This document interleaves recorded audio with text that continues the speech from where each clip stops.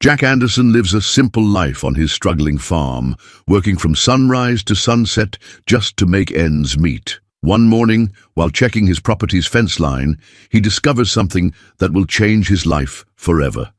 A beautiful young woman chained to an old oak tree. She's Catherine Wells, the missing heiress to a billion-dollar fortune.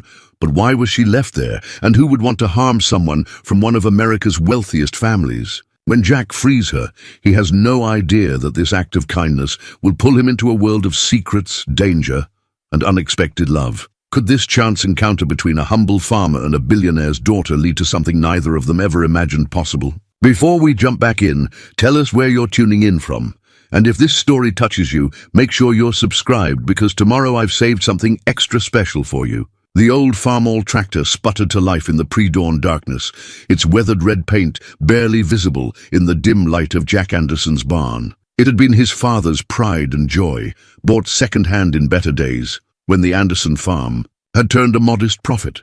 Now, like everything else on the 100-acre property, it ran on prayers and careful maintenance. Jack pulled his worn denim jacket tighter against the autumn chill. At 35, his face carried the weathered look of someone who'd spent too many years watching the sky for rain that didn't come. His hands, calloused and strong, guided the tractor with the familiarity born of countless mornings just like this one. The bank letter lay unopened on his kitchen table. He didn't need to read it to know what it said. 3 missed payments now, and the drought wasn't helping. The small farming community of Cedar Grove, Indiana, had seen better days, and Jack's farm wasn't the only one struggling. His nearest neighbor, old Tom Miller, had sold out to a corporate farming operation last spring. The offer had been generous.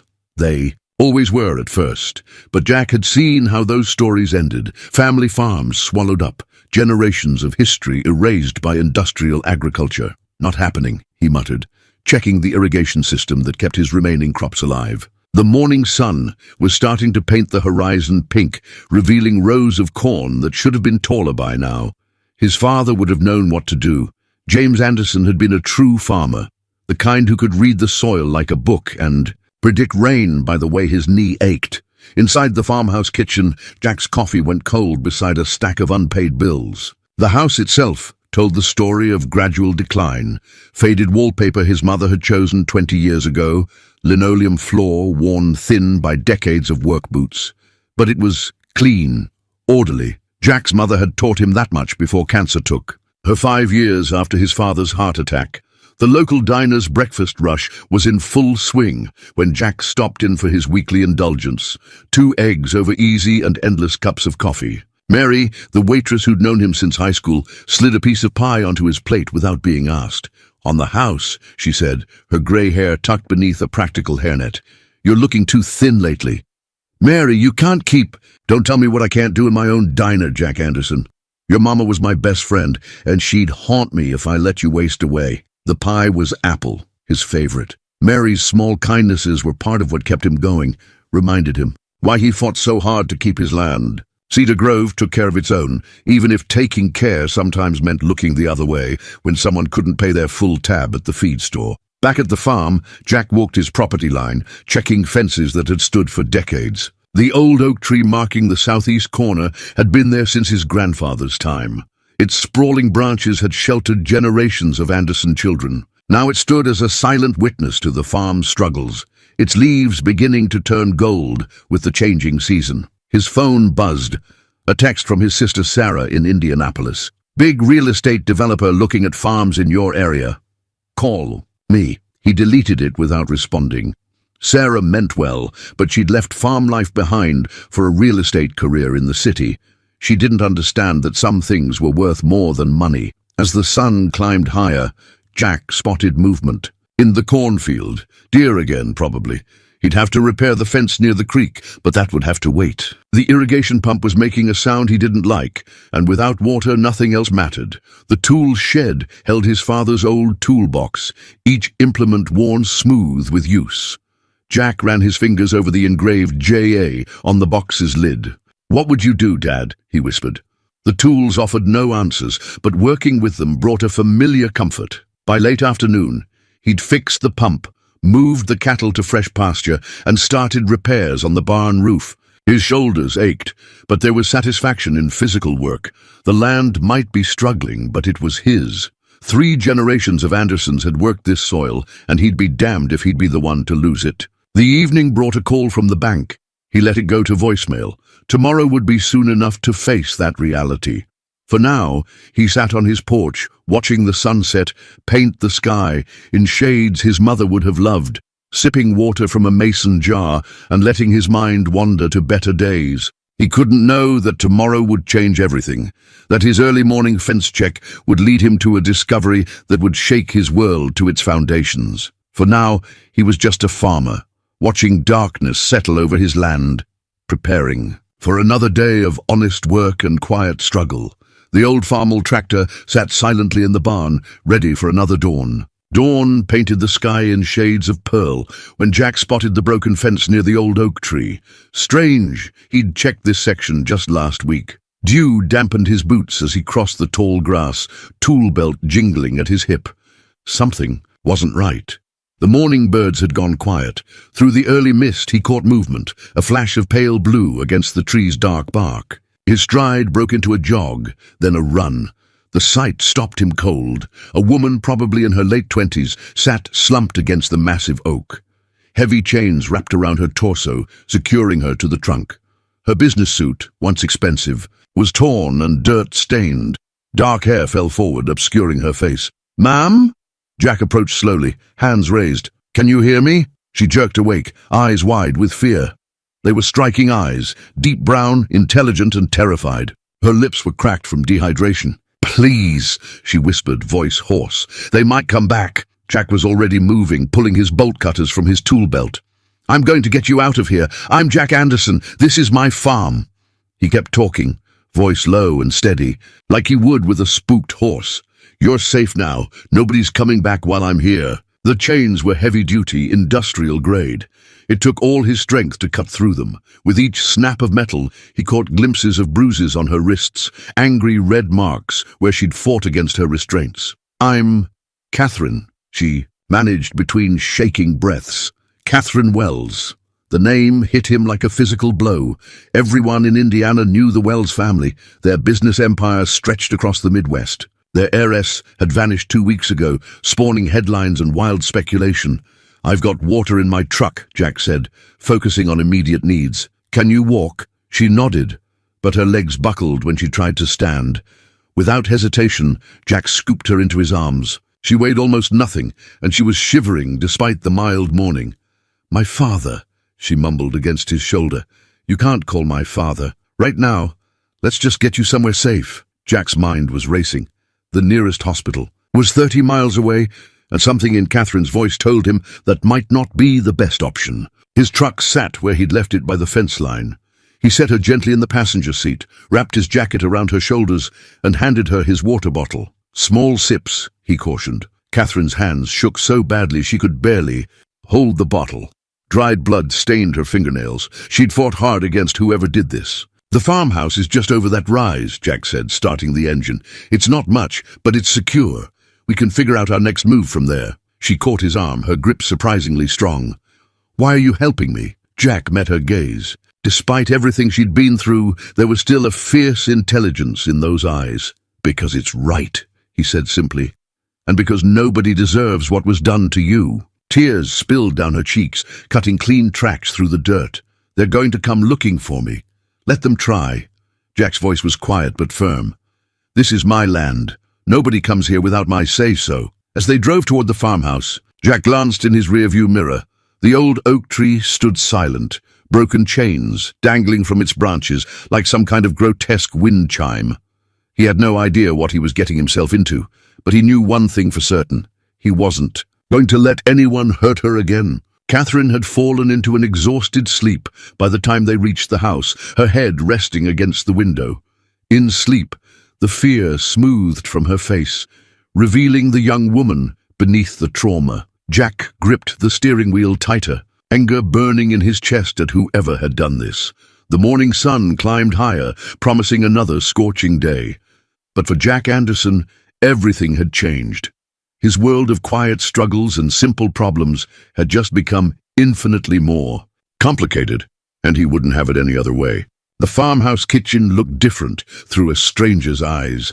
Jack noticed every crack in the linoleum, every worn spot on the counter as he helped Catherine into a chair. She sank into it gratefully, still wrapped in his jacket. Her eyes, taking in her surroundings with wary attention. "First things first," Jack said, filling a glass with tap water. "Small sips like before. Then we'll see about cleaning up those cuts." Catherine's hands were steadier now as she took the glass. "Thank you," she whispered. Her voice was cultured, even rough with exhaustion. "I know this puts you in danger." Jack pulled his grandmother's quilt from the living room chair and draped it around her shoulders. "Let me worry about that. When's the last time you ate?" She shook her head slightly. I'm not sure. What day is it?" "Tuesday." Jack kept his voice neutral, but his jaw tightened. They'd kept her out there for days. The ancient electric stove clicked to life as Jack pulled out eggs and his mother's cast-iron skillet. "Protein first, then we'll see about the rest." His hands moved with practiced efficiency, cracking eggs into the pan while keeping Catherine in his peripheral vision. She watched him cook with an expression he couldn't quite read. "This all seems so normal," she said finally. "Like a dream." After she stopped, her fingers clutching the quilt tighter. "You don't have to talk about it," Jack said, sliding perfectly cooked eggs onto a plate. "Not until you're ready." The food seemed to revive her somewhat. Color returned to her cheeks as she ate, though her movements remained careful, measured. Jack noticed how she positioned herself to keep the door and windows in view. "The bathroom's down the hall," he said when she'd finished. "There's a first aid kit under the sink. Clean towels in the cabinet. Take all the time you need." Catherine stood shakily. "I won't be long. Take as long as you want. Nobody comes up this road without me seeing them first." While the shower ran, Jack moved quickly through the house. He checked locks, drew curtains, and brought his shotgun down from its rack. The weapon was old, like everything else he owned, but well-maintained. He hoped he wouldn't need it. Catherine emerged 40 minutes later, wearing an old flannel shirt and jeans Jack had left out for her. They hung loose on her frame, but she looked more like herself. She'd finger-combed her wet hair, and without the dirt and tear streaks, he could see why her disappearance had dominated news cycles. "The clothes belonged to my sister," Jack explained. "She left some things here last time she visited." "They're perfect." Catherine sank back into the kitchen chair. "I know you must have questions." Jack poured them both coffee. "Only one that matters right now. Do you feel safe enough to rest? There's a spare bedroom upstairs, clean sheets on the bed." Tears welled in her eyes again. "Why aren't you asking who did this? Why they did it? Whether I'm putting you in danger just by being here? Because you're exhausted, because you've been through hell, and because sometimes people just need a safe place to land." He pushed the coffee closer to her. "The rest can wait." A small sob escaped her. "I haven't felt safe in so long." "You're safe now." Jack's voice carried absolute conviction. "Whatever's coming, we'll handle it. But first, you need to sleep." He showed her to the spare room, where his mother's old dresser still held sachet packets in its drawers, filling the air with the faint scent of lavender. Catherine paused in the doorway. "Jack?" Her voice was small. "Thank you, not just for helping me, but for making this feel normal. For the eggs and coffee and clean towels. I thought I'd forgotten what normal felt like. Get some rest, Catherine. I'll be downstairs if you need anything." Back in the kitchen, Jack finally allowed himself to fully process the morning's events. The heiress to the Wells fortune was sleeping in his spare room, running from something that had her terrified enough to stay silent rather than call for help. He'd inherited his father's beliefs about right and wrong, about helping those in need. But he'd also inherited his mother's fierce protective streak. Whatever storm was coming, he'd face it. For now, he had fences to mend and a farm to run, and a sleeping woman to protect. The afternoon sun cast long shadows across the kitchen when Catherine finally came downstairs. She moved more steadily now, though exhaustion still lined her face. Jack looked up from his bills, quickly shuffling them aside. "There's soup on the stove," he said. "Nothing fancy, but it's hot." She ladled herself a bowl, then hesitated before sitting. "I saw the newspaper in the bedroom." On the counter lay the Indianapolis Star, its headline glaring, "Wells heiress still missing, foul play suspected." Catherine's photo dominated the page, a corporate headshot showing a polished young executive with confident eyes and a precise smile. "I need to tell you everything," she said quietly. "You deserve to know what I've brought to your door." Jack pushed aside his coffee cup. I'm listening. 2 weeks ago, I was Chief Financial Officer of Wells Enterprises. Her voice took on a mechanical quality, as if she'd rehearsed this. My father built the company from nothing. Agricultural processing, grain storage, shipping logistics. We're worth billions now.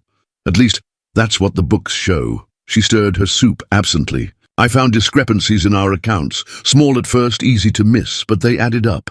Someone was laundering money through our grain terminals, hundreds of millions of dollars. Your father. Catherine shook her head. My Uncle Robert, Dad's half-brother. He's been running operations since Dad's stroke last year. When I confronted him, she swallowed hard. He laughed, said Dad had always been too straight-laced, too concerned with legacy instead of profit. The cartels paid well for their services. Jack's hands tightened on his coffee cup. Drug money and weapons. Anything that needed to disappear into legitimate shipping manifests. Catherine's voice cracked.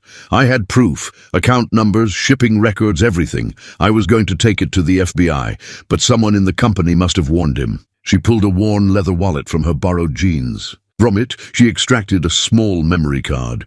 Everything's here, the whole operation. But I can't. Her hands started shaking. I can't go to the authorities. Robert has people everywhere. The local police, state government. I don't know how. Deep it goes. Jack reached across the table, steadying her trembling hands with his own. Her fingers were soft against his calloused palm. Start at the beginning, he said gently. The whole story. Over the next hour, Catherine's tale unfolded. The decades-old family rift between her father and uncle. Robert's gradual accumulation of power within the company. The way he'd positioned himself as the dedicated caretaker after her father's stroke, while systematically corrupting everything her family had built. They grabbed me from the parking garage, she said. Robert's men. They wanted the memory card, but I'd hidden it. She touched her wrist where the chain marks were still visible. They tried to make me tell them. The oak tree, Jack said. Why there? A message to my father. That tree. It's on all our corporate letterhead. The Wells family oak. Some story about my great-grandfather signing his first contracts under an oak tree. Her laugh was bitter. Robert thought it was poetic, letting his men keep me there until I broke. Jack stood abruptly, moving to the window. The sun was setting now, painting the fields gold. They'll be looking for you. Yes. Catherine's voice was small. I should leave. I've already put you in too much danger. No. Jack's response was immediate. Running alone is exactly what they want. Together we have a better chance. She stared at him. Why would you risk everything for a stranger? Jack turned from the window, his expression resolute. Because 18 years ago, my father stood up to a corporate farming operation that was trying to force him out. They burned our south barn. Everyone knew who did it, but nobody would testify. The only reason we survived was because our neighbors stood with us, brought us lumber, helped rebuild, showed us we weren't alone. He met her eyes. Sometimes standing up is all we have, and nobody should have to stand alone. Catherine looked down at the memory card, then back at Jack. In his worn flannel shirt and faded jeans, he was everything her world was not. Honest, direct, unambiguously good. So what do we do? She asked. First, we get that information somewhere. Safe? Then we find someone we can trust, someone outside your uncle's reach. Jack's voice held the same quiet certainty he brought to everything. But tonight you rest. Tomorrow will come soon enough. Outside, the old oak tree stood sentinel in the gathering dusk. Its branches, which had witnessed both cruelty and kindness, swayed gently in the evening breeze, nature's indifferent witness to the storms of human lives. Morning arrived with the sound of chickens clucking in the yard. Catherine woke disoriented, then remembered where she was. The spare bedroom felt different in daylight, more real, less like a refuge from a nightmare. Through the window, she could see Jack in the yard, collecting eggs from the henhouse. She made her way downstairs, drawn by the smell of coffee. The kitchen was spotless. No trace of yesterday's conversations remained. Only the Indianapolis Star on the counter served, as a reminder that she wasn't living in some strange dream. The screen door creaked, and Jack entered with a basket of fresh eggs. He paused when he saw her, then smiled. Good morning. Sleep okay? Better than I have in weeks. She watched as he moved naturally through his morning routine, setting eggs. in a bowl, starting breakfast without asking if she wanted any. There was something comforting about his quiet certainty. "I can help," she offered, stepping closer to the stove. "I mean, I don't know much about cooking, but I can learn." Jack handed her a spatula. "Eggs are a good place to start. Nothing you fancy, just keep them moving until they look right." She concentrated on the task, aware of him moving around the kitchen behind her. The domesticity of the moment struck her as surreal. Here she was, Catherine Wells, Yale MBA, making scrambled eggs in a farmhouse kitchen, while billions of dollars in criminal evidence sat in her borrowed jeans pocket. "They're burning," Jack said mildly. "Oh!" She quickly moved the pan off the heat, cheeks flushing. "Sorry, I was thinking about—" "Hey!" His hand touched her shoulder briefly. "They're just eggs. We'll make more." The simple kindness in his voice almost undid her. She turned to face him, spatula still in hand. "How do you do that? Make everything seem so manageable." "Practice." He took the spatula gently, scraping the slightly blackened eggs onto 2 plates. "Farm life teaches you to handle what's in front of you. Tomorrow's problems will come. Soon enough." They ate at the kitchen table, morning sun streaming through windows that needed washing. Catherine found herself studying Jack's hands, strong, capable hands that could both break chains and handle eggs with care. "Show me," she said suddenly. "Show me how to do something useful." Jack looked up, understanding in his eyes. "The garden needs weeding." That's how Catherine Wells, corporate heiress, found herself kneeling in dirt, learning to tell vegetables from weeds. Jack worked beside her, explaining patiently why some green things stayed and others had to go. The sun warmed her back, and gradually the knot of tension in her chest began to loosen. "It's about roots," Jack was saying, showing her how to grip close to the ground. "Pull too high and the weed breaks. You have to get down to where it starts." Like corporate corruption, she thought. Like family betrayal. Her hands sank deeper into the warm earth. They worked in companionable silence until Jack stood stretching. "That's enough for now.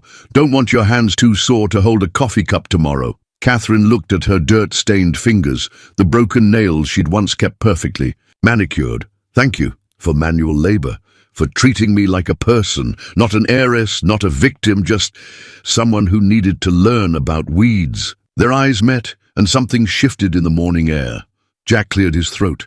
"Well, there's plenty more to learn, if you're interested. Farm's full of lessons." Later, as afternoon shadows lengthened, Catherine found herself gathering eggs. On her own, each warm oval felt like a small miracle in her hands. Through the barn door, she could see Jack fixing a tractor part, his movements sure and practiced. She thought about boardrooms and balance sheets, about power lunches and corporate jets. Nothing in that world had felt as real as this. Earth under her nails, eggs in her basket, and a man who asked nothing of her except what she was willing to give. The memory card weighed heavy in her pocket, its secrets waiting to shatter this fragile piece. But for now, just for this moment, Catherine let herself sink into the simple rhythm of farm life, where problems could be solved with patience and honest work, and where trust grew as naturally as the vegetables in Jack's garden. The black SUV appeared at the end of Jack's driveway, like a thundercloud on a clear day.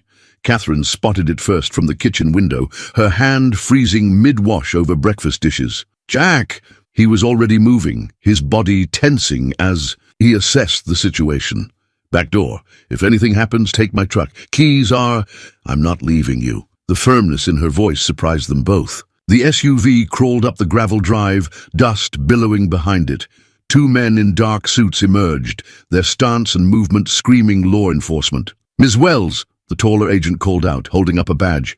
"FBI, we'd like to talk." Jack stepped onto his porch, positioning himself between the agents and his front door. "Can I help you, gentlemen?" "Agent Phillips, FBI."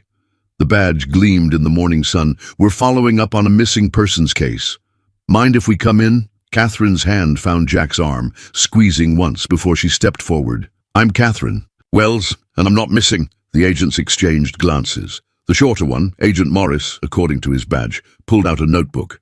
"Your family's been very concerned, Ms. Wells. Your Uncle Robert has been particularly vocal about finding you." Catherine's fingers dug into Jack's arm. "I'm sure he has. Mind telling us why the Wells heiress is hiding out on a farm in the middle of nowhere?" Phillips asked, his eyes scanning the property with professional interest. "I needed some time away." Catherine's voice was steady. To think about certain business matters, like the allegations you made against your uncle. Morris's pen hovered over his notebook. Serious accusations, Miss Wells. Mr. Robert Wells has been very cooperative with our preliminary investigation. Even opened the company books. I bet he has, Catherine murmured. Jack cleared his throat. Seems to me if Miss Wells isn't missing and no crime's been committed here, we're done. Phillips smiled without warmth. Not quite. We'll need you to come with us, Miss Wells, just to clear things up. She's not going anywhere. Jack's voice was quiet but firm. Harboring a person of interest in an ongoing investigation is a serious matter, Mr. Anderson, and I'm not harboring anyone. Miss Wells is a guest on my property. The tension crackled like static before a storm. Then Catherine stepped forward, her chin high. I'll make a statement, but only through my lawyer. I assume you have contact information for Gloria Chen. The agent's expressions flickered. Gloria Chen's reputation as a ruthless corporate lawyer was well known. We'll be in touch. Phillips handed Catherine his card. Don't leave the state. They watched the SUV disappear down the drive. Once it was gone, Catherine's composure crumbled. She sank onto the porch steps, shaking. They're his, she whispered. Robert has someone inside the FBI.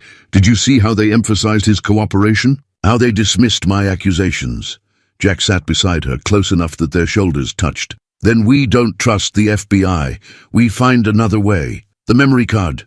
We need to move it, somewhere they won't look. Jack nodded slowly. I might know a place, but first, he stood, offering her his hand.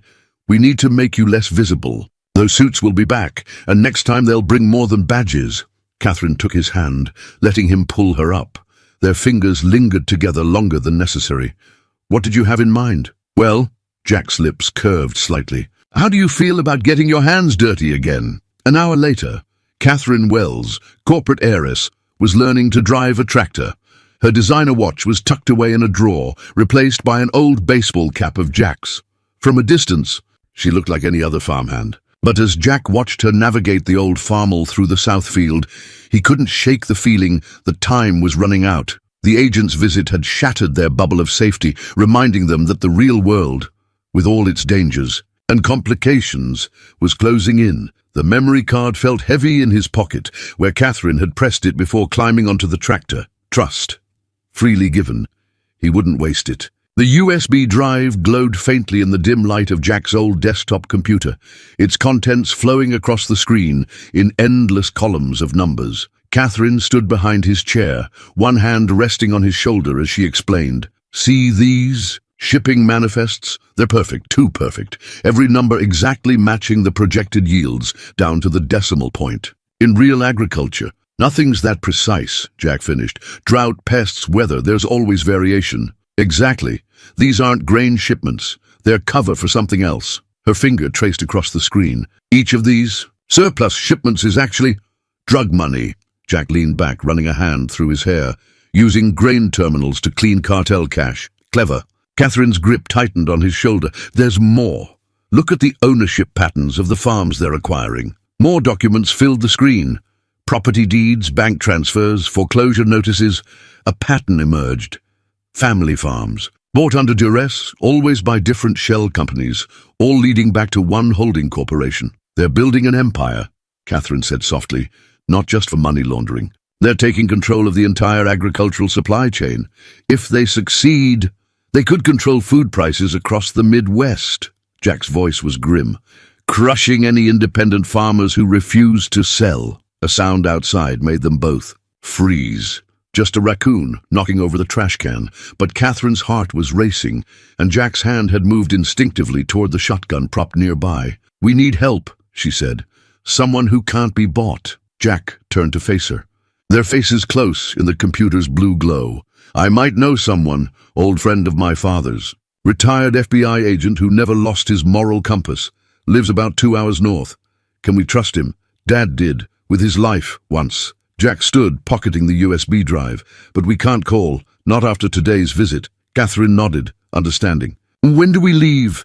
Dawn. Less chance of being spotted. He touched her arm gently. Try to get some sleep. Tomorrow will be a long day, but sleep proved elusive.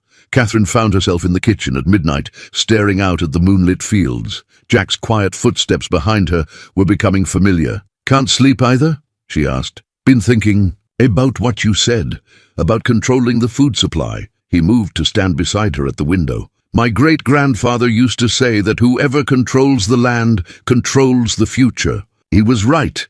Catherine turned to face him. That's what makes this so dangerous. It's not just about drugs or money anymore. It's about power. Real power. Your uncle probably didn't start this. He's just a willing participant. The perfect frontman, respected business leader, grieving brother caring for his 6 siblings' company. Her laugh was bitter. I should have seen it sooner. Jack's hand found hers in the darkness. You saw it when it mattered. The touch was simple, grounding. Catherine looked down at their joined hands, his rough with honest work, hers still showing traces of her corporate life. Jack, she hesitated, if this goes wrong, I need you to know that these past few days, despite everything, I've felt more alive than I have in years. Nothing's going wrong. His voice was firm. We have the evidence. We'll find the right people to act on it. And then, he trailed off, the unspoken question hanging between them. What then? When the danger passed, when justice was served, what would become of this fragile thing growing between a farmer and an heiress? A sudden flash of headlights on the distant road made them step apart. Just a passing car, but the spell was broken. Dawn comes early, Jack said softly. We should try to rest. Catherine nodded, but neither moved. In the moonlight, surrounded by the gentle sounds of the sleeping farm, they stood together. 2 people from different worlds, united by truth and trust, and something else neither dared to name yet. The USB drive in Jack's pocket held enough, evidence to shake the foundations of power in the Midwest. But here, in this quiet midnight moment, an even more dangerous truth was taking root. Sometimes the greatest conspiracies aren't about money or power, but about hearts finding their way home in unexpected places. Dawn painted the farm in shades of possibility. Catherine stood in the garden, morning dew soaking her borrowed work boots as she harvested tomatoes for their journey. Each ripe fruit felt like a small triumph, life continuing despite the chaos swirling around them. You're getting good at that, Jack said, approaching with 2 steaming coffee mugs. Knowing which ones are ready. They tell you, Catherine replied, surprising herself. If you pay attention, like reading financial reports, just more honest. He handed her a mug, their fingers brushing. The coffee was strong and sweet, just how she'd come to like it. So different from her old almond milk lattes that cost more than an hour of minimum wage work. We have time before we leave, Jack said. Want to help with morning chores? She nodded, following him to the chicken coop. The hens knew her now, didn't scatter when she reached under them for eggs. One, a speckled brown hen she'd named Grace, even pecked affectionately at her sleeve. I used to think simple meant easy, Catherine said, gathering eggs in her basket. Board meetings, corporate strategy, that was what I thought of as challenging work. Jack leaned against the coop door, watching her. And now I know better. There's nothing simple about this life. It's complex in ways I never understood. Every decision matters. Every action has real consequences. She straightened up, basket full. The morning sun caught her face, highlighting changes even she hadn't noticed. Her skin slightly tanned, her expressions more open, her movements more sure. Remember my first egg collection? She asked, laughing. I was terrified of the chickens. You were brave enough to try. Jack's voice was soft. That's what counts. They moved to the barn next, where the 2 workhorses needed feeding. Catherine measured out grain with practiced ease, remembering Jack's lessons about portions and timing. The horses' soft nickers of greeting felt like acceptance. In my old life, she said, stroking the mare's velvet nose, everything was about the next quarter's projections, the next big deal. Nobody ever just was. We were always becoming something else, chasing the next level. And here, being present is enough, more than enough. She turned to face him. Even with everything hanging over us, I feel more real than I ever did in that glass tower. Jack checked his watch. We should head in. Need to pack before we go. But Catherine lingered, running her hand along the barn's rough wooden walls. Jack, after this is over, after we find your father's friend, and deal with the evidence. Catherine, no. Let me finish. I need you to know that this, she gestured at the barn, the fields beyond, the whole farm. This isn't just a hiding place for me anymore. It's become something else, something real. The morning light played across Jack's face as he studied her. In her borrowed flannel and work boots, smelling of hay and honest work, she was nothing like the polished heiress from the newspaper photo. She was more. "Come on," he said finally, his voice rough with something unspoken. "We've got a long drive ahead." They walked back to the house together, close but not touching. Around them, the farm was waking up, birds calling, crops rustling in the morning breeze, life continuing its ancient rhythms. In the kitchen, Catherine packed sandwiches while Jack gathered what they'd need for the drive. Her movements were confident now, knowing where everything belonged. This kitchen had become more home to her than her luxury apartment ever was. "Ready?" Jack asked from the doorway. Catherine took one last look around, at the worn counters where she'd learned to cook, the window where she'd first spotted the FBI agents, the table where she'd shared her darkest secrets and found only acceptance. "Ready," she said, and meant it. Whatever came next, she wasn't the same woman who'd been chained to that oak tree. She was stronger now, rooted in something real. Like the vegetables in their garden, she had grown toward the light. The letter arrived just as they were loading the truck. Plain white envelope, no return address, delivered by hand. Jack found it tucked under his windshield wiper. His hands tensed as he read it, jaw tightening. Catherine watched his expression change. "What is it?" He handed her the letter wordlessly. The message was simple, typed in clean block letters. "Some things should stay buried. Walk away now, or we'll bury more than secrets. Ask your father about the fire 18 years ago." "The barn fire," Catherine whispered. "The one you told me about." Jack was already scanning the tree line, the distant road. "They've been watching, probably since the FBI visit. We can't stay here." "No." He crumpled the letter, shoving it into his pocket. "But we're not running either. Get in the truck." They drove in tense silence, taking back roads toward the highway. Catherine noticed how Jack checked the rear view mirror every few minutes, how his hands gripped the steering wheel too tight. "Talk to me," she said softly. "About the fire." Jack's jaw worked for a moment before he spoke. "It wasn't just the barn. They poisoned our well first. Killed half our livestock, made it look like accidents." His knuckles whitened on the wheel. "Dad knew who did it but couldn't prove it. The company wanted our land for a grain terminal. What happened? The community rallied. Neighbors helped rebuild, shared their water. The company backed off when they realized they couldn't break us." He glanced at her. "That's what they don't understand about farmers. We're stronger together." A black SUV appeared in the distance, heading toward them. Catherine's breath caught. "Jack, I see it." His voice was calm, but his eyes narrowed. "Could be nothing." The SUV grew larger, its windows tinted dark. Jack's hand moved closer to the shotgun tucked beside his seat. As they passed each other, Catherine caught a glimpse of suited men inside. Not the same FBI agents from before. These men sat differently, carried themselves like soldiers rather than law enforcement. "They're turning around," she said, watching the rearview mirror. Jack nodded, taking the next turn sharply.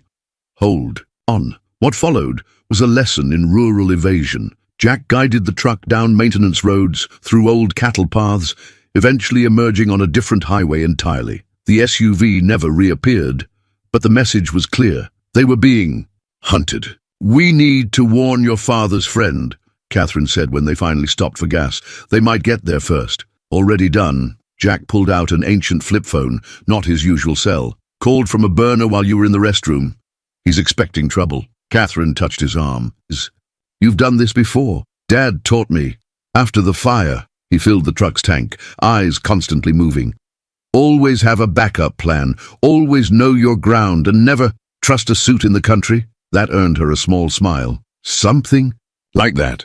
Back on the road, Catherine opened the lunch she'd packed. Simple sandwiches cut straight across. She handed one to Jack. "My uncle," she said quietly, "he won't stop. Even if we get the evidence out, he'll keep coming. Men like him, they don't know how to lose. Men like him also don't understand people like us." Jack took a bite of his sandwich, chewed thoughtfully. "They think everyone has a price, that loyalty can be bought and sold like stocks." "Us." Catherine's heart skipped at the word. Jack's eyes stayed on the road, but his free hand found hers. "Us." The moment was broken by the sound of his burner phone. The number was blocked. "Speaker," Catherine said. "We face it together," Jack answered. A familiar voice filled the truck's cab. Robert Wells, smooth as aged whiskey. "Jackie boy," her uncle drawled, "taking my niece on a little road trip?" "Mr. Wells." Jack's voice gave nothing away. "Let's be civilized about this. Catherine's confused, stressed, making wild accusations. Come back now, we'll sort this out like family." Catherine's hand tightened on Jack's. "Actually, sir," Jack's tone was perfectly polite, pure farm boy respect. "I think we'll keep driving, but you have a nice day now." He hung up, tossing the phone onto the dashboard. "He'll try the carrot first, then the stick. We've got about 2 hours before he realizes we're not turning around," Catherine calculated. "Maybe less if he's tracking the burner phone." Jack pulled over, grabbed the phone, and tossed it into a passing grain truck. "Then we'd better make them count." Sheriff Emma Martinez drummed her fingers on her worn oak desk, studying the badge that had been her father's before her. 20 years of serving Cedar Grove had taught her to trust her instincts. Right now, those instincts were screaming. "Run that by me again," she said to her deputy. "2 FBI visits in 1 week?" "Different agents each time," Deputy Chen confirmed. "Second group didn't check in with us. Protocol says they should have." Emma's eyes narrowed. "In small farming communities, strangers stood out, especially strangers asking questions about Jack Anderson." Her phone buzzed, a text from Mary at the diner. Men in suits, asking about Jack. Not the friendly kind. Emma stood, clipping her badge to her belt. "Get me everything we have on Wells Enterprises. And Tom, call your cousin at the state police, the one who owes me for that business last summer." Outside, Cedar Grove was waking up. Emma noticed 3 unfamiliar vehicles parked along Main Street, out-of-state plates. Men trying too hard to look casual. She pulled out her personal cell, dialing a number from memory. "Sarah? It's Emma. That favor you owe your brother, time to pay up." By noon, the pieces were falling into place. Sarah Anderson's real estate connections had unearthed a pattern of aggressive farm acquisitions.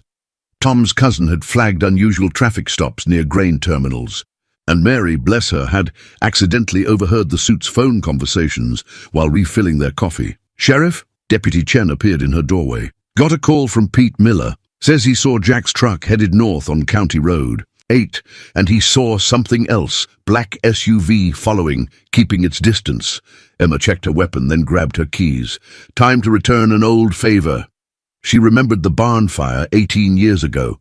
She'd been a rookie deputy then, watching helplessly as politics and money buried the investigation. Not this time, her radio crackled.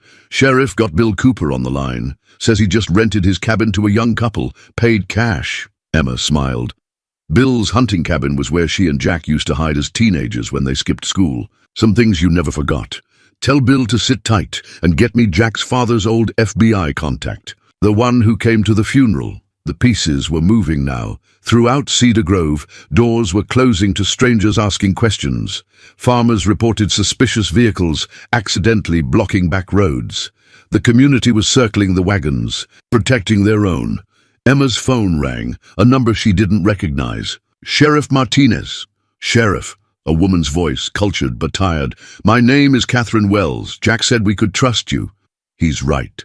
Emma pulled over, killing the engine. "But trust goes both ways. I need to know what we're dealing with." Catherine's story spilled out: corruption, threats, betrayal. When she finished, Emma sat in silence for a moment. "The suits in town," she said finally. "They're not FBI, are they?" "No." Catherine's voice was grim. "My uncle's men, ex-military probably. They're coming up behind you now," Emma cut in, starting her engine. 2 vehicles trying to be subtle. Good thing Cedar Grove deputies are doing road work on County Road 8. Might take hours to clear. She heard Catherine relay this to Jack, heard his soft chuckle. "Emma," Jack's voice now, "just like old times?" "Better." She pulled onto the road. "This time I've got a badge and backup. Real FBI's been notified, the kind that can't be bought. They're moving on the terminals tonight. Be careful," Jack warned. "Robert Wells has people everywhere." "So do we," Emma replied. "Every farmer from here to the state line knows your truck. Know what happens when you mess with a farming community, Jack? The community fights back." "Damn right." She spotted the SUVs ahead, trapped behind old Pete's combine, doing a stately 5 miles per hour. "You two focus on getting that evidence somewhere safe.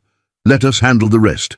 After disconnecting, Emma watched the SUVs try to pass the combine, only to find Deputy Chen's cruiser conveniently blocking the other lane. Small-town life had its advantages, like knowing every back road, every farmer, every trick for slowing down unwanted visitors. Her radio crackled again, Mary's voice unusually gleeful. "Sheriff, those nice men in suits just found their tires mysteriously flat. All 8 of them. Must be something in the water." Emma touched her father's badge, remembering his words. "Sometimes justice needs a little help from its friends." "Copy that," she said, smiling. "Send Pete my thanks." Breaking news alerts lit up phones across the Midwest. The Chicago Tribune headline blazed, "Wells Enterprises Scandal, Grain Empire Linked to International Drug Cartel." Catherine watched the notifications flood her burner phone screen, her hands steady as she held it. They sat in Jack's father's friend's study, a book-lined room in a remote farmhouse. Former FBI agent David Connor hadn't changed much in 18 years, still razor-sharp behind wire-rimmed glasses, still radiating quiet authority. "It's done," he said, closing his laptop. "Every major news outlet has the story. The evidence is being examined by 3 separate federal task forces, and most importantly," he smiled grimly, "it's all perfectly legal. Every document, every transaction record, properly obtained and authenticated." Jack stood by the window, watching the perimeter. "Robert, arrested 20 minutes ago," David confirmed, "along with his top executives. The raids are still ongoing at Wells facilities, across 6 states. Catherine's phone buzzed again, a secure message from Gloria Chen. "Board of Directors calling emergency meeting. Your father's doctors cleared him to attend. It's time." She showed the message to Jack. His hand found her shoulder, squeezed, gently. "The cartel angle was clever," David continued, removing his glasses to clean them. "Once that connection was established, federal authorities couldn't ignore it. Drug enforcement takes precedence over corporate fraud. They'll try to bury it," Catherine said. "Claim it was all Robert, that the company knew nothing. Let them try." David replaced his glasses, looking remarkably pleased.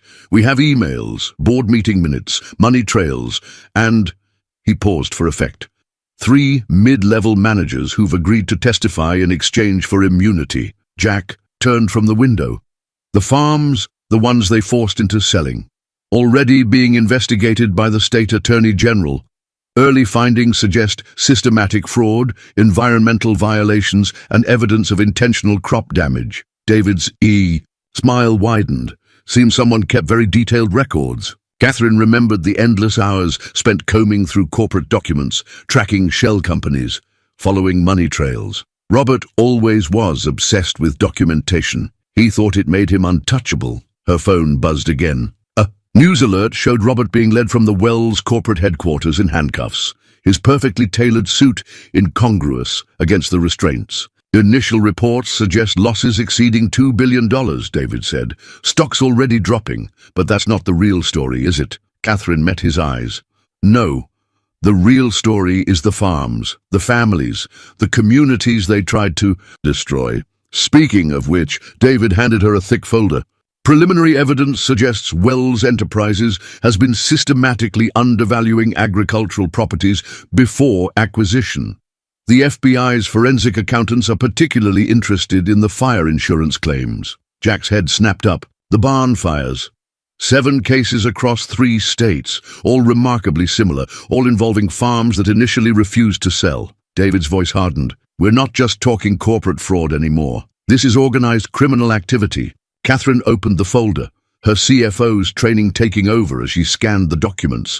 "They'll lose everything, the terminals, the shipping contracts, the processing facilities." "Good," Jack said quietly. A commotion outside drew their attention. David checked his security feed. "Local news vans, they found us." Catherine stood, smoothing her borrowed flannel shirt. "I should make a statement. The board will be watching." "You don't have to," Jack said. "Let the lawyers handle it." She touched his cheek gently. "Yes, I do. This isn't just about corporate politics anymore. It's about right and wrong. You taught me that." David cleared his throat. "There's a back entrance, and I have some clothes more suitable for a press conference if you'd like." But Catherine shook her head. "No, let them see me like this. Let them see what really matters." She stepped onto the porch, Jack beside her. Camera lights blazed as reporters shouted questions. Catherine Wells, heir to a corporate empire, stood before them in work boots and flannel, looking more commanding than she ever had in designer suits. "My name is Catherine Wells," she began, her voice clear and strong, "and I have a story to tell you about corruption, courage, and the true meaning of value." Behind her, Jack watched with quiet pride as she laid bare the truth. Not just about corporate corruption, but about the strength found in honest work and loyal hearts. The headlines tomorrow would tell of billions lost and empires falling.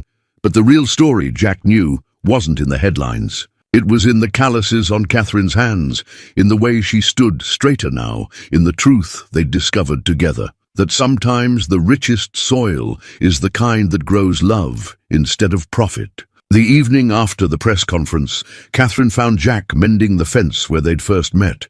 The old oak tree cast long shadows in the setting sun, its branches swaying gently in the autumn breeze. The broken chains had been removed, but the memory lingered. "Thought I'd find you here," she said, setting down 2 thermoses of coffee. Jack hammered another post into place. "Fence won't fix itself." She picked up a pair of work gloves, her own now, not borrowed, and started helping. They worked in comfortable silence, the rhythm of repair familiar to them both. "The board voted this morning," Catherine said finally. "Dad's resuming his position as chairman, with some help until he's stronger." Jack paused, wiping sweat from his brow. "And you? They want me as CEO." She laughed softly. "Can you imagine? Me, running the company I helped break apart. You didn't break it, you saved it." Jack turned to face her. "The rot was already there. You just had the courage to cut it out." They moved to the next section of fence. Catherine handled the wire with practiced ease now, her movements sure and confident. "The forensic accountants found something interesting," she said. "Remember that corporate farming operation that tried to buy your land last spring? Hard to forget. Shell Company, one of Robert's. They were planning to force you out just like the others." She secured the wire with perhaps more force than necessary. It would have started small. Contaminated water supply, mysterious equipment, failures, like father, like son, Jack said quietly, history repeating itself. Catherine touched the fresh wood of the fence post. "Not this time. We're setting up a foundation, using the recovered funds to help farming communities, legal aid, equipment grants, fair loan programs." "Sounds like something your father would support." It was his idea, actually. He's different since the stroke, more focused on legacy than profits. She smiled. "He wants to meet you." Jack drove another post into the ground. "The farmer who helped his daughter take down a criminal empire? The man who reminded his daughter what real value looks like." The sun was nearly gone now, painting the sky in shades of pink and gold. They stood back, admiring their work. The fence stretched straight and true, stronger than before. "Dad's doctors say he'll need another month of recovery," Catherine said softly, "before he can handle full-time work." Jack waited, sensing there was more. "I thought maybe I could help here. During that month, learn more about real farming, not just corporate agriculture." She turned to face him. "If you're willing to teach me." The last light caught her face, showing how much she'd changed since that first morning. The polished corporate executive was still there, but tempered now by something deeper, an understanding of soil and seasons, of work that left honest calluses. "Could use the help," Jack said, his voice rough. "Farm's been neglected lately." "What with all the excitement?" Catherine stepped closer. "Just the farm." His hand found hers, work-roughened fingers intertwining. "No, not just the farm." Above them the old oak tree rustled its leaves, a witness to endings and beginnings. The broken chains were gone, but something stronger had taken their place. Trust, built one moment at a time, like mending a fence together. "We should head in," Jack said finally. "Early start tomorrow. Always is." Catherine gathered the tools, movements practiced now. "Mary's holding pie for us at the diner, said we deserve celebrating." They walked back together, shoulders touching. The farmhouse waited ahead, its windows warm with welcome. Inside, bills still needed paying, work still needed planning, and the future held no guarantees. But the fence was mended, the truth was told, and sometimes, Catherine thought, that was enough of a foundation to build something real upon. The contrast couldn't have been starker. Catherine's tailored business suit against the backdrop of Jack's weathered barn. She stood in the doorway, phone pressed to her ear, looking simultaneously at home and out of place. "Yes, I understand. The shareholders' concerns," she was saying, her CEO voice firmly in place. But our new ethical farming initiative isn't just good PR, it's good business. Jack continued his work on the tractor, pretending not to listen. But he couldn't help noticing how she unconsciously reached down to pat the farm dog, Max, even while discussing million-dollar decisions. "The board meeting's at 2, she said, ending the call. "I should change. I wouldn't want to shock the board with actual dirt on their CEO." Jack teased. She kicked off her heels, wiggling her stocking toes in the hay. "You should see their faces when I talk about crop rotation and soil chemistry. Apparently, a month on a farm makes me some kind of agricultural expert." "Dangerous knowledge," Jack said, wiping his hands on a rag. "Might actually have to treat farmers like people who know what they're doing." Catherine opened the small duffel bag she'd taken to keeping in the barn, complete with work clothes and boots. "The old guard's having trouble adjusting. They don't understand why their CEO spends weekends pulling weeds instead of playing golf." "And what did you tell them?" "That I get my best thinking done in the garden." She emerged from behind a stall in jeans and a flannel shirt, looking more like herself. "Ready to check the irrigation system?" They walked the fields together, Catherine's trained eye now catching details she would have missed a month ago. She stopped at the edge of the cornfield, frowning.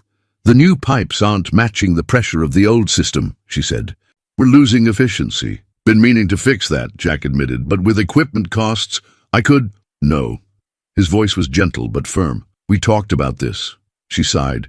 "It's just money, Jack.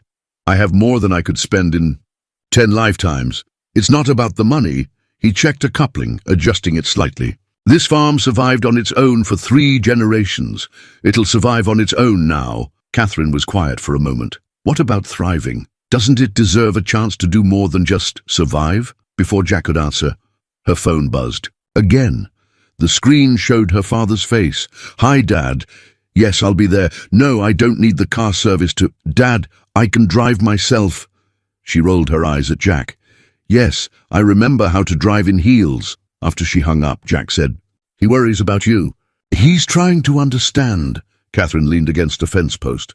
"Yesterday, he asked me if you'd consider joining the board of the new foundation. Said we need people who actually understand farming." Jack stiffened. "Catherine, I know." "I know. You're not a suit and tie man." She touched his arm. "But that's exactly why we need you. Someone who knows what these policies actually mean on the ground." A truck appeared on the distant road. Sarah, Jack's sister, right on schedule for their weekly visit. Catherine smiled. Speaking of worlds colliding, Sarah's real estate expertise had proved invaluable in tracking Robert's property schemes. Now she was helping design the foundation's land protection programs. She stepped out of her BMW, designer purse in one hand, folder of documents in the other. "You two look disgustingly domestic," she called out. "Ready to talk numbers?" They gathered around the kitchen table, the farmer, the CEO, and the realtor. Sarah spread out maps showing at-risk agricultural properties. Catherine took notes on her tablet while Jack pointed out water access issues. "This could work," Sarah said finally. "If we can get the banks to cooperate, they'll cooperate." Catherine's voice held her boardroom authority. After the Wells scandal, they're eager to show support for family farms. Jack watched them work. These 2 powerful women fighting to protect his way of life. One his sister, the other. What exactly? They hadn't put a name to it yet, this thing growing between them. "Jack!" Catherine's voice brought him back. "What do you think about the cooperative buying program?" He looked at her. Really looked at her. In her work clothes, discussing complex financial strategies, equally comfortable in both worlds. Maybe that was the answer. Maybe they didn't need to choose one world over the other. "I think," he said slowly, "that we might be onto something here." The Wells Enterprises boardroom hadn't changed. Still all mahogany and leather, still 40 stories above Chicago. But Catherine had. She felt it in the way she moved through the space, no longer intimidated by its calculated grandeur. Jack's quiet presence beside her, though he looked uncomfortable in his one good suit, gave her strength. "The numbers don't lie," she was saying, standing before the board. "Our ethical farming initiative has increased productivity by 28%. Small farms in our network are reporting record yields. Sentiment is all well and good." Bernard Matthews interrupted, his voice dripping condescension. "But this partnership model is inefficient. We need centralized control, like we had under Robert." Catherine's voice cut through his argument. "Should I pull up the forensic accountant's reports again?" Her father, looking frail but alert at the head of the table, smiled slightly. The stroke had taken some of his mobility, but none of his shrewd intelligence. "The fact remains," another board member started, these small operators, Jack spoke for the first time, his voice quiet but carrying authority, "feed this country, and they do it while protecting the land for future generations." Catherine clicked to the next slide. "Our pilot program in Cedar Grove shows a 17% increase in soil fertility, water usage down 12%, and because our farmers, our stakeholders, not just contractors, they're innovating, developing new techniques." She moved through the data methodically: profit margins, sustainability metrics, community impact statistics. The board members shifted uncomfortably as their arguments crumbled against hard evidence. "Ms. Wells," Matthews tried again, "your personal involvement with certain agricultural elements might be clouding your judgment." The room temperature seemed to drop. Catherine's father straightened in his chair. "Choose your next words carefully, Bernie," he warned, but Catherine held up a hand. "No, Dad. Let's address this directly." She turned to Matthews. "You're referring to my relationship with Mr. Anderson, among other rustic choices you've made lately." Jack started to rise, but Catherine's hand on his shoulder stopped him. She smiled, the kind of smile that had preceded corporate takeovers. "Mr. Matthews, let me tell you about rustic choices." She pulled up a new slide. "This is your vacation house in Aspen, $3 million, purchased through a shell company that received loans from interesting sources during Robert's tenure." Matthews paled. "I learned a lot about following money trails recently," Catherine continued pleasantly. "Would you like to discuss what else I found, or shall we return to the quarterly projections?" The boardroom was silent. Her father's smile had grown wider. "Now then," Catherine resumed, "our next initiative involves modernizing irrigation systems across our partner farms. Mr. Anderson, would you walk us through the technical specifications?" Jack stood, his farmer's knowledge wrapped in carefully practiced corporate language. He spoke about water tables and soil composition, about combining traditional wisdom with modern efficiency. Despite their prejudices, the board members found themselves taking notes. By meeting's end, the initiative was approved. The old guard had been reminded that their new CEO hadn't just inherited her father's shares. She'd inherited his business instincts too, and added some sharp new ones of her own. In the elevator afterward, Jack loosened his tie. "Remind me never to play poker with you." Catherine laughed, the corporate mask falling away. Matthews had it coming, but did you see their faces when you started talking about semiconductor-controlled irrigation systems? Probably the same face I made first time I saw you birth a calf. Her father was waiting in the lobby, leaning on his cane. "Jack," he called out, "walk with me a moment." Catherine watched them head toward the building's small garden area, the CEO who'd built an empire and the farmer who'd helped save it. Through the glass walls, she saw her father gesture expansively, saw Jack's posture gradually relax. Her phone buzzed, Sarah sending updates about the foundation's latest land acquisition. A struggling farm saved, a family's legacy preserved. The kind of profit that wouldn't show up on quarterly reports, but meant everything. The two men returned, both looking pleased.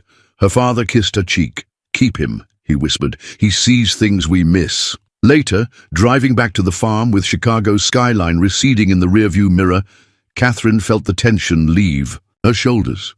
Jack reached over, took her hand. "Your father offered me a job," he said. "Executive position. Benefits, stock options, corner office." Catherine's heart skipped. "And?" "Told him I already had the best office in the world." He smiled.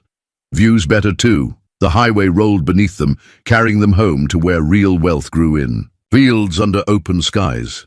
Catherine squeezed his hand, understanding completely. The farmhouse kitchen glowed with evening light as Catherine stirred a pot of her newly mastered beef stew. Through the window, she could see her sleek company car parked beside Jack's dusty truck, a sight that no longer seemed strange. "You're getting good at that," Jack said, coming in from the evening chores. He dropped a kiss on her shoulder as he passed, the gesture casual, natural. "Mary's recipe." Catherine smiled. "Though she swears I'm still not adding enough pepper." The kitchen. Table held an odd mix of papers. Corporate reports beside feed store receipts, foundation proposals next to seed catalogs. Their lives merged on this scarred wooden surface, neither world cancelling out the other. "Got an interesting call today," Jack said, washing up at the sink. "Developer wants to build one of those fancy farm-to-table restaurants on the edge of town. Says having a Wells Enterprises CEO living here makes Cedar Grove authentically rustic." Catherine laughed. "What did you tell them? That Cedar Grove was authentic long before I started dating a CEO?" He dried his hands, turned to face her. "Speaking of which," she recognized his serious tone, turned down the stove burner. "What is it? Your apartment? Lease in Chicago is up next month." Yes, they hadn't discussed it, though the renewal notice had been sitting on the table for days. "Been thinking," Jack said carefully. "This house, it's too big for one person. Has been since Mom passed. And you're here most nights anyway." Catherine's heart quickened. "Jack Anderson, are you asking me to move in with you?" "Maybe." He looked around the kitchen, at the herbs she'd started growing in the window, her laptop charging in the corner, her favorite coffee mug in the dish rack. "Unless you think it's too soon, or too rural, or too—" She crossed the kitchen and kissed him, effectively ending his list of concerns. "The commute will be hell," she said when they parted. "You could take the corporate helicopter." He teased. "Don't tempt me." She went back to her stew, but her mind was racing. "We'd need to make some changes. The office upstairs, already wired for high-speed internet. Sarah helped set it up last week, just in case." Catherine turned, surprised. "You planned this?" "Let's say I hoped." He pulled her away from the stove again, into the center of the kitchen. "Look, I know it's not a penthouse. And I know you're giving up—" "I'm not giving up anything," she interrupted. "I'm gaining everything." She gestured around them. "This kitchen, where we can cook together. That porch, where we can watch the sunset. A home that's real, not just a place to store designer clothes. Your father thinks I'm finally showing some sense." She smiled.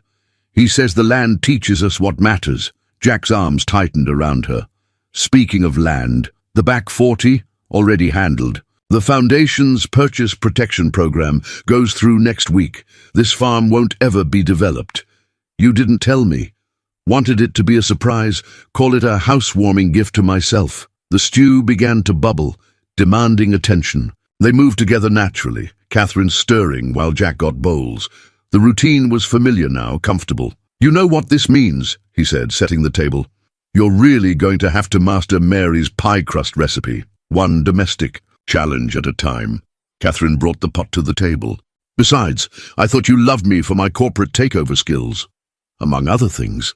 He pulled out her chair, not out of corporate politeness, but with the simple courtesy she'd come to cherish.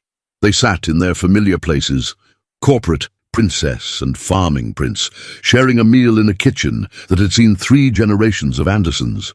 Now it would see something new, a future neither of them had imagined, but both had chosen. "So," Catherine said, passing the bread, "when do I get to start moving my stuff?" Jack's smile held all the warmth of harvest sunlight. "Whenever you're ready, CEO Wells, whenever you're ready." The old oak tree had never seen a wedding quite like this. White chairs dotted the field beneath its branches, each decorated with wildflowers gathered by local children. Mary from the diner had organized an army of volunteers, transforming the sight of Catherine's darkest moment into something magical. "No, absolutely not," Catherine said into her phone, pacing the farmhouse porch. "No corporate sponsors, no press releases, and definitely no business magazine coverage." She paused, listening. "Because it's my wedding, not a shareholder event." Inside, her wedding dress hung beside her work boots, a simple design that had scandalized her father's personal shopper, but felt perfectly right. She'd found it in Cedar Grove's only boutique, the same place she now bought her flannel shirts. Sarah emerged from the house, carrying table settings. The Wall Street Journal called again.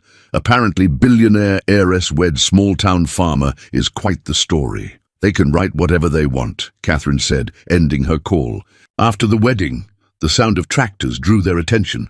A convoy was coming down the road, every farmer in 3 counties, it seemed, their machines freshly painted, pulling trailers decorated with flowers and lights. "Your wedding arch has arrived," Sarah announced.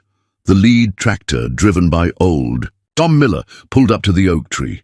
On his trailer stood an arch made entirely of ancient farm tools, polished to a mirror shine. Plowshares and pitchforks curved gracefully upward, telling the story of generations of farm life. "It's perfect," Catherine breathed. Wait till you see what else they're bringing, Sarah grinned. These people really love you too. All day the community arrived with contributions. Women brought pies and casseroles, each carrying a family recipe older than the state itself. Men brought chairs, tables, and stories about Jack's father. Children ran everywhere, stringing lights through the trees. Sheriff Emma directed traffic, looking unusually festive in her dress uniform. The governor's security detail called. She told Catherine, told them the roads closed for a private event. The governor's coming? Honey, you took down one of the biggest corporate corruption cases in state history. Half the government wants to come. Emma smiled. Don't worry, we're keeping it small, just family. By family, Emma meant everyone who'd helped them during the crisis. The FBI agents who'd proven trustworthy, the farmers who'd blocked roads, the diner staff who'd eavesdropped on suspicious strangers. In Cedar Grove, family was defined by actions, not blood. Late afternoon found Catherine in her bedroom, Sarah helping with final preparations. Through the window came the sound of Jack's voice, directing the placement of tables. Never thought I'd see my brother marry a billionaire, Sarah mused, arranging Catherine's hair. Never thought I'd see a billionaire learn to drive a tractor either. Former billionaire, Catherine corrected. Most of the money's in the foundation now, which you still control, which we use to help people. Catherine touched the simple pearl necklace that had been Jack's mother's. Besides, I've learned there are different kinds of wealth. A knock at the door revealed Catherine's father, steady on his cane. His eyes filled at the sight of his daughter. You look like your mother, he said softly. Catherine hugged him carefully. Thank you for understanding. About the small wedding, about all of it. My dear, I've never understood you better. He touched her cheek. You found what I found when I started this company. Something real to believe in. The sun was setting when Catherine finally walked toward the oak tree. The assembled crowd, a mix of corporate suits and farming clothes, stood as one. But Catherine saw only Jack, waiting under the arch of farming tools, looking somehow perfect in his new suit. She reached him just as the last sunlight caught the arch, making the old tools gleam like precious metals. Jack took her hands, his eyes saying everything his voice couldn't yet. A local judge conducted the ceremony, but the real weight came from the witnesses, hundreds of people who'd chosen right over easy, community over profit, love over fear. The rings, the judge announced. Mary stepped forward with a surprise.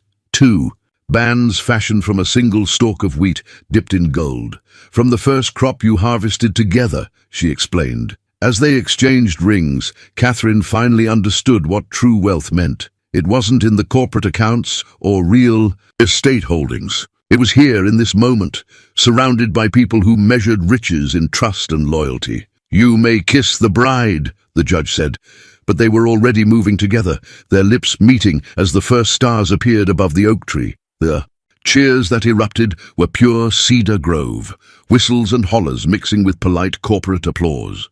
2 worlds, finally and perfectly merged. 1 year later, the old oak tree watched over a very different scene. Catherine Anderson Wells sat at its base, laptop balanced on her knees, conducting a virtual board meeting while a gentle breeze rustled through the leaves above. Yes, the Foundation's agricultural grants are proceeding on schedule, she was saying. We've helped 38 family farms modernize their operations this quarter alone. She paused, smiling as Jack's tractor rumbled past, their 8-month-old daughter, Sarah waving excitedly from her special seat beside her father. The Wells Foundation for Sustainable Agriculture had become a model for corporate responsibility, though Catherine preferred to call it common sense. Their headquarters remained in Chicago, but its heart was here in Cedar Grove, where theory met practice in the rich soil of working farms. Meeting adjourned, she concluded, closing her laptop. The corporate world could wait. It was harvest time. Jack pulled the tractor to a stop nearby. Look who wanted to say hello to Mama, he called down, lifting their daughter. Little Sarah, named for her aunt, had her father's honest eyes and her mother's determined chin. She reached for Catherine with tiny hands, already dusty from helping on the farm. There's my girl, Catherine said, taking her. Teaching Daddy how to drive the tractor again. She's a natural. Jack grinned. Better listener than I ever was. The farm had flourished over the past year, though not in ways corporate analysts could easily measure. The fields produced bountifully, but their real harvest was in the lives they'd touched. Every week brought visitors, farmers seeking advice, students learning sustainable practices, even corporate executives trying to understand this new model of success. "Mary called," Jack said, climbing down. "Wants to know if we're still on for the Harvest Festival planning meeting?" Catherine nodded, bouncing Sarah on her hip. "Wouldn't miss it, though I still think letting her teach me to make prize-winning pie is a lost cause. 7 attempts at the county fair say otherwise." He kissed them both. "You'll get there." The transformation of Cedar Grove had been subtle but profound. The Wells Foundation's presence brought jobs and opportunities. But more importantly, it brought hope. Young people were returning to farming, armed with both traditional wisdom and modern techniques. The diner now served locally grown organic produce, alongside Mary's famous meatloaf. Even Bernard Matthews had come around, after his grandson interned on their farm last summer. The boy had returned to his grandfather with dirty hands and clear eyes, talking about soil composition and sustainable yields with newfound passion. "Your father called," Jack said, taking Sarah back as Catherine stood. "Says the new board members are working out well. 3 farmers, 2 environmental scientists, and a rural sociology professor." Catherine brushed off her jeans. "Amazing. How much better decisions get when you have people who understand the real world." They walked together toward the house, their daughter pointing excitedly at butterflies. The farmhouse had evolved too. Solar panels on the roof, high-speed internet for Catherine's work, but still the same warm heart. The kitchen remained its soul, where business plans and farming schedules shared space with family meals and community gatherings. "Sheriff Emma's retiring next month," Jack mentioned. "Town's throwing her a parade. Well deserved. Though I hear she's already planning to run for state office." Catherine smiled. "Something about agricultural policy reform." They reached the porch, where Sarah's playpen sat next to Catherine's corporate awards. A perfect metaphor, she thought, for their balanced life. "Sometimes I wonder," she said, watching Jack settle their daughter with her toys, "what would have happened if you hadn't found me that morning?" He straightened, taking her hand. "You'd have saved yourself. You're strong enough. Maybe, but I wouldn't have found this." She gestured at their life, the thriving farm, their happy child, the community they'd helped rebuild. "Sometimes the worst moments lead us to the best places." The sound of approaching vehicles caught their attention. The afternoon tour group was arriving, young farmers enrolled in their sustainable agriculture program. Each would spend 6 months learning both traditional techniques and modern innovations, then return to their own communities as agents of change. "Ready to inspire the next generation?" Jack asked. Catherine looked at their daughter, playing contentedly in the shade of the porch. At the farm that had become a beacon of hope, at the man who had helped her find her true worth. "Always," she said. Above them the old oak tree stood tall against the autumn sky. Its branches, once bearing chains, now held wind chimes made from old farming tools, a reminder that anything could be transformed with enough love and courage. And if anyone asked how a billionaire heiress and a poor farmer had changed the face of American agriculture, the answer could be found in the simple truth they'd discovered together. Real wealth grows best in fertile soil, nurtured by honest hearts and willing hands.